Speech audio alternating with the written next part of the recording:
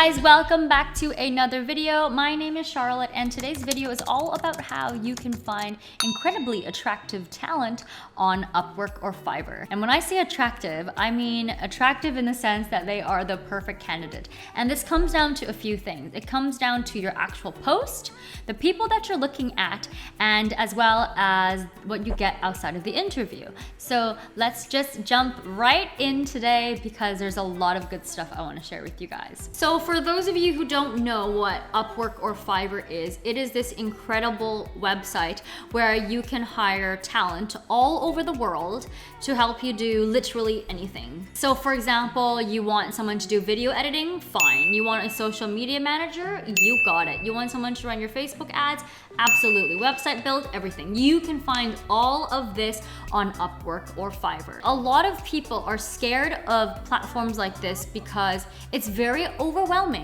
to find someone good to work with. You know, it is completely saturated with people everywhere. Like you have America, you have Ukraine, you got India, whatever. So everybody is making all these promises that they can deliver great results, but sometimes you don't get that. So today, I really want to show you a way to find that hidden gem inside Upwork or Fiverr. You know, someone who you don't have to pay thousands and thousands of dollars for, someone who is within your budget but will deliver results way beyond your own comprehension of what was possible. And I can guarantee you, you can get that in Upwork if you just are patient and you know what you're looking for. I want to share with you a tip that a friend shared with me of how to actually attract the right talent. And the most important thing is your actual job post. That is going to be how you are going to attract the right people, is literally the way you write your job post. If you don't put in any time to create a good job post, you're not going to attract the right people. Because if you want a English speaker, first world country, like somebody who makes like a decent salary to apply to that posting, they're gonna want to look at it as like a real job post. So I'm just gonna take you guys to one of my old posts that my friend helped me write. So I used to do a bit of ghostwriting for self-publishing, and this is how he taught me to write a job post. It's essentially to write a job post as if you were hiring a full-time employee at a 9-to-5 job. That's how you write a job post. So if you guys can see my screen right now, I use emojis, I'm extremely detailed about what I want, and I really sell the role as an incredible opportunity, because that is what it is. Like, you want to make this person feel inspired and want to work with you. Ultimately, that's how you're gonna attract people, is to make them want to work with you. So I write about stuff like, what are you passionate about? What do you like to do? What excites you? So even the language I use injects a lot of my personality, so this will naturally filter out people that I don't want to work with. And then I tell them exactly what I'm looking for. I'm looking for a book. I need it to be delivered within this time. I need someone who is good in this niche. You know, I'm telling them the exact specifications of this job role. And then I do a bit of a spam check. So a lot of people will see a job post and then just copy and paste a response.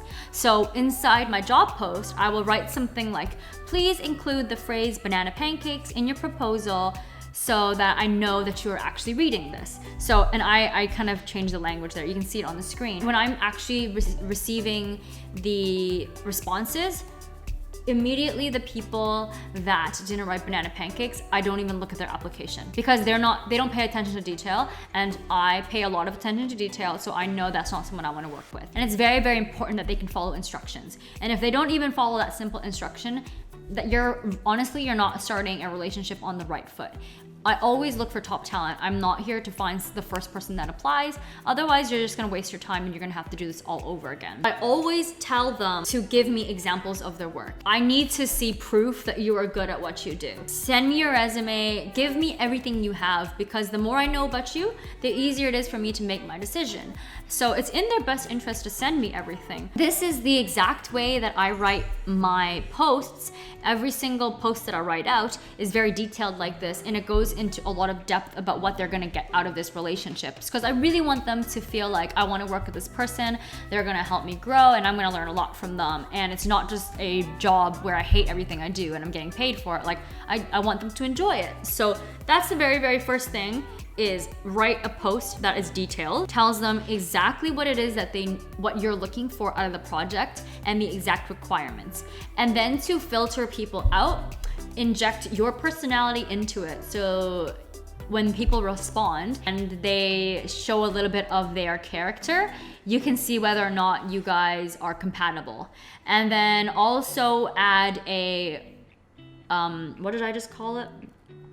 And then also add a spam filter. So like add this phrase, I wanna make sure that you read this post, so add this phrase, add something like that. And always ask for past work to review. That is just what I do on the post level. Afterwards, I do two things. The first thing after I've made a post is I actually go out of my way and I look at profiles. I know, whoa, that's a lot of work. But if you want to work with good people, you have to go review people. The best people are not looking for work. Work is coming to them. People are finding them. So if you want top talent, they're not looking at job posts because they don't need that. So if you want someone good, you better go into Upwork and search your ass off. And the way I actually go about searching is I set up a few filters. Generally, I look for, just show you guys an example right here. So let's say I am looking for a designer, okay? I'm looking for a good designer.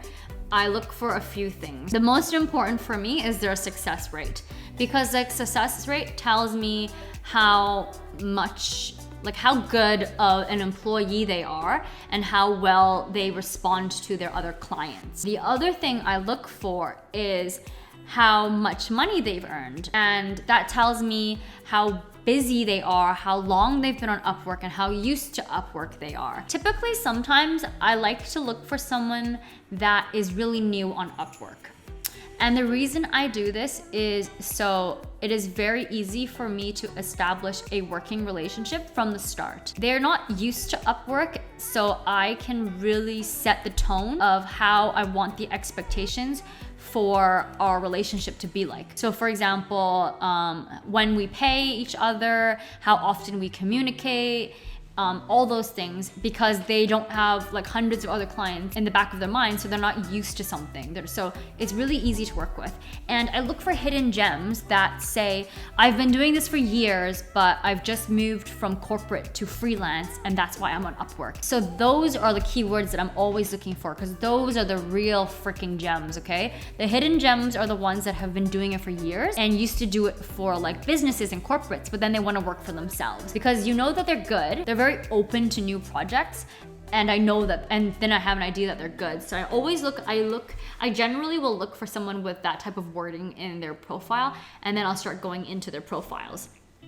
So that's like a little secret. That's kind of how I've found really, really good talent in the past and not had to pay like thousands and thousands of dollars, is by finding someone who is good at what they do but is new on Upwork, because they will always go out of their way to make their first client happy. And I totally respect that because I've been the same way. I don't like to abuse that. So I always try to give like way more back to my employees and tell them how incredible they are, because they are. They literally save my ass, and they're the reason that my business moves forward. So I always tell them all the time how grateful I am to work with them. So that's kind of the things that I would look for when looking for someone to hire. For example, here, right? When you scroll through enough profiles, you get a general idea of what the average price point is within that niche. And because I'm a designer, I know what a good designer is worth. For example, a designer that costs more than $75 an hour should be a very good designer, like generally. And then anyone who's 100 plus, 200 plus is like a senior designer. And anyone lower than that is probably a junior or they're from a third world country. So I kind of have an idea of what to look for and what to pay. But honestly, the hourly rates are very arbitrary because most people will have different rates per project. So I'll go in and I'll look at a profile and I will look specifically at their previous work. And what I'm looking for here is when I'm vetting people ahead of time, I go through their profile to see if they've done anything similar to the work that I need done. An example would be if I want to create a very feminine, minimalistic brand, when I'm looking for a designer, I'm not gonna go find a designer that has only worked for tattoo artists or like does rock posters, because that's just not the right vibe that I'm looking for. You might be a great designer, but you won't be suitable for my project. So I will go in and look specifically through all their work and see which designer is really good at that niche. So for example, when I hired Joe, my video editor, it was because his own aesthetic was very like retro and 90s. And I was like, oh, he'll understand what I'm looking for right off the bat. I don't have to teach it to him. So it was very easy for me to communicate my vision because he knew that was his niche. That's what his specialty is. So when you're hiring someone, it's so much better to hire someone who is good at specifically exactly what you're looking for, rather than someone who's cheaper, way cheaper, but has no clue about your niche. Because you're gonna spend so much time trying to explain it to them and teaching it to them and trying to get their head around that vision that it's not worth it. You want to find someone who's good at exactly the one thing you're looking for, right? I don't believe in hiring generalists. I will literally hire a different person for that one specific task that I need them for. I've hired an artist that was only doing 50 illustrations for one project for me. I will hire someone specifically to manage my social media marketing. I don't want a videographer doing my social media, right? Like, hire the professional who is good at what they do, and that's how you're gonna get the best results. Don't find that one VA who claims I'm gonna do everything for $5 an hour. They're gonna be shit at everything. That is the reality of it. If you're gonna hire a VA that costs $5 per hour, that says he can do your social media, edit your photos, do all your Facebook tags and your YouTube tags and run your ads, like, none of that shit is true. It's all gonna be very, very bad. So like, pay the right person to do the right thing. That's kind of how I go about vetting people out, is I actually do my own digging first. And then after I put up the post, I wait for the people to reply. And the people that reply and actually put in the secret messages and follow every instruction that I say, I will then go in and review their profiles. If we go to one of my previous postings, I will show you, like, you will get an overwhelming amount of responses on your project. So I was looking for a YouTube editor. I had like 20 people message me, and it's extremely overwhelming. Like, this is how many people you go through. So when you do your own homework, it makes it a lot easier for you to find good people.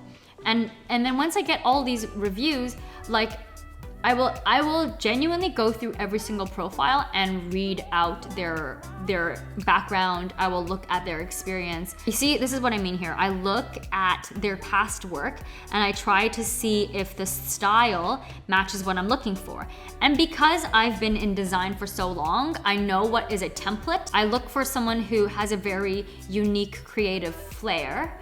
Otherwise, I don't want to work with them because they're literally using templates and putting it up as like expensive work. So that's kind of how I filter through my results. And then once you have a few candidates, the next thing that I do is I shortlist them. So I save my candidates and to remind me of who they are. And if I like the person, I will open up a chat with this person and I will start asking them questions. I will tell them I'm eager, and the first thing I ask is, when are you available to start? And like, let's get on a call. I'm so adamant on getting on calls with people if I know that they're like the 90% sure I want to work with them. And if you're not, if you're still at that like 75% sure I think they're good, ask them for more portfolio work and ask more questions and see what they ask you back. Often you'll start negotiating about price. I generally don't go for the cheapest person. I just don't believe you will get good quality. Like, I believe you get what you pay for. And if you want to pay $5 for a logo, you're going to get a $5 logo. I typically will go for someone who might be in a first world country and actually has like a degree, and I will pay them a good, reasonable salary for the job, because I just don't like when someone's being overworked. I feel like I'm a very like sustainable employer. And then I would get into that conversation and start asking questions. And if you find someone that you're like, I am like 90% sure I want to work with this person, get on a call with them. Get on a call with them as soon as you can and show them how excited you are to work with them, and let them show you how excited they are to work with you. And I always get on the call just to make sure that I'm compatible with this person. And like I said before, when you're hiring somebody, you want to make sure that you are able to communicate well with each other and that this person is easy to talk to. I just think it's awkward when you have a really socially awkward employee that doesn't know how to communicate back with you. Like, that's just not really fun. The most important part is actually the interview. You need to suss out their personality, and this person better be a sponge. Like, the ideal candidate says, yes, I can do that. Yes, I can do that. Yes, I promise. Whatever it takes, I will do that. That's the ideal person that you're looking for. Someone who will go out of their way to make sure that they deliver what you want. And you know, there's a certain energy that comes with it. There's the I'm a scam artist and I'm just gonna say yes to close the sale, even for things that sound unbelievable. Or there's the, yes, I'm so excited, fuck yeah, I can't wait to work with you kind of energy. And you want the latter. You want the person that says, yeah, I can do that, and that sounds really, really fun. That sounds like such a fun project. I love what you're working on. That's kind of the energy that you're looking for here when you're getting on a call with them. And I think it's very, very safe, if you've never worked with anyone on the internet before, that Upwork will do a very good job at protecting your money. What happens on Upwork is your funding goes into an escrow account. And an escrow account is like a third-party account where once the money is in there, you or the contractor cannot touch it. So you can't be like, oh, I'm gonna reverse that transaction and I'm not gonna pay you. And then your contractor can't be like, I'm gonna run away with your money. So it's a really good way to protect both parties when you've never worked with someone online before. So I have a very good like sense of character. So like I will sometimes take my projects offline, but for the first project or the first few milestones, I might start on Upwork to make sure that both parties are protected in case this person isn't who they claim to be. And you never know on the internet that sort of stuff happens. So I'm really just sharing this with you to make sure that you protect yourself when you're hiring someone, and not to just be like, oh yeah, like I will give you $5,000, like here, give me your PayPal link and I'll send it to you. Like, never do that. So it's very, very important, because Upwork will protect you financially because it will put that money into an escrow. So let's say halfway through the project, I've had this happen to me before, where my contractor like is unresponsive and won't deliver. So you can cancel the contract on Upwork and then request for a refund, and you will get your money back, right? In any other situation, you would have probably already paid your contractor and they would have run away with your money. So it's very, very safe. I really like that. The other thing to note about Upwork is there is a service fee, and both you and your contractor get a bit of this service fee. The contractor has a much higher fee. Their fee is 20% of their pay.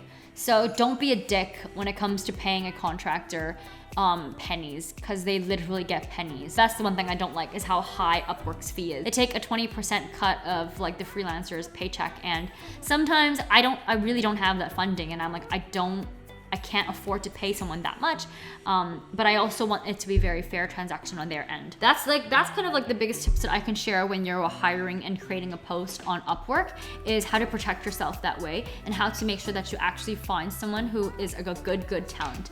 Look for that hidden gem. Look for someone who has experience and is responsive, is a sponge, and make sure you create a job posting that's very, very fun and engaging, so that people actually want to apply.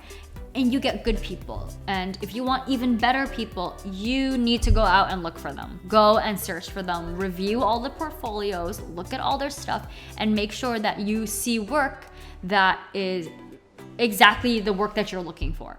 That's like the best way I can say it, is if you want that result, look for someone who has a track record of creating that result. That's it. That is it for today's video. I hope it helped. I'm sorry that was a little bit longer than usual. I might need to cut this up. Other than that, I will see you guys in tomorrow's video. Don't forget to click that button right there. Yeah, I'm looking at you. I'm gonna keep going until you click that button. All right. Okay, until next time, guys, take care. I love